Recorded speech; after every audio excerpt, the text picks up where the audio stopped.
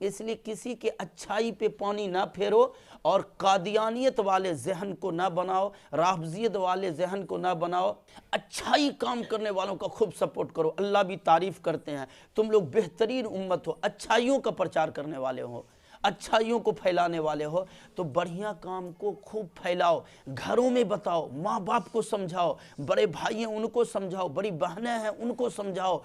ذہن کے اندر کسی اچھے انسان کا بغض رکھنا، نفرت رکھنا، عداوت رکھنا اور اس سے نفرتوں کو پیدا کرنا اچھے آدمی کے متعلق، اگر یہ صفت اپنے ذہن میں پیدا کریں گے نا آپ دل دماغ میں، تو یاد رکھنا یہی چیز آگے چل کر کے کبھی وسیم رضوی کے نام سے اوپن ہوتا ہے، کبھی مرزا مسرور کے نام سے اوپن ہوتا ہے۔ یہ سب بیمان دیس کا دجال انسان تھا، مردود انسان تھا۔ یہ سب پورے سماج کے لیے، پوری دنیا اسلام کے لیے، بلکہ پوری دنیا بھر کے لوگوں کے لیے، یہ مرزا مسرور کو دیکھ لو، یہ غلام احمد قادیانی کو دیکھ لو، یہ وسیم رضوی کو دیکھ لو، یہ سب اللہ والوں سے، نیک لوگوں سے، اچھا کام کرنے والوں سے بغض اور عداوت اور نفرت پالنے کا یہ سب نتیجہ ہے کہ کبھی وسیم رضوی جیسا کمی ہوتا ہے تو کبھی مرزا مسرور کے نام سے یہ اتنا بڑا بیمان پیدا لیتا ہے،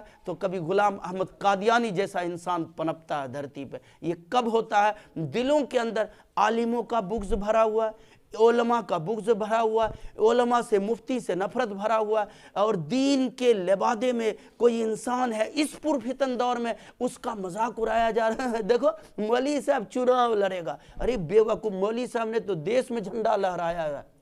تمہیں پتہ کیا ہے؟ تو اپنے ذہن کو بھی کیا رکھیں گے؟ صاف رکھیں گے، ٹھیک ہے انشاءاللہ۔ اگر اس کو نہیں رکھو گے، آنے والی نسلوں کے بارے میں ڈر ہے کہ کہیں وسیم رضوی کا جیسا روپ نہ اپنا لے، کہیں مرزا مسرور جیسا کمبخت نہ تمہاری نسلوں میں پیدا ہو جائے، کبھی غلام احمد قادیانی جیسا، خدا پناہ اللہ سے اس کی پناہ ہمیشہ مانگو، بچو، کہیں ایسا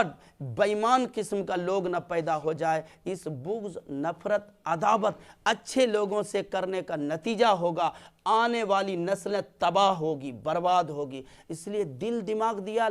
اللہ پاک نے اچھی چیزیں بسانے کے لیے نا، یا کسی سے نفرت، عداوت، اچھی چیزیں بساؤ، ورنہ بے فکر نہ ہونا وسیم رضوی جیسا ملعون تمہاری نسلوں میں آئے گا۔ آج تم کسی ایماندار، کسی عالم، مفتی، کسی دیندار، شادائی، کسی اچھا رہبر، اچھا رہنما کے خلاف اگر بغض و عداوت کو پالا ہے، بس دماغ میں رکھ لو آنے والی نسلیں تمہاری ایسے ہی بدبخت ہوگی جیسا وسیم رضوی ہے۔ نہ اپنا قوم کا ہے، نہ اپنا سماج کا ہے، نہ اپنے اللہ کا ہے، نہ اپنے رسول کا ہے، نہ بلکہ دنیا بھر کا سب سے بڑا ذلیل ترین خبیث انسان بن کر کے بیٹھ جاؤ گے، اور سوائے تھو تھو کے کچھ اور ہاتھ آنے والا نہیں۔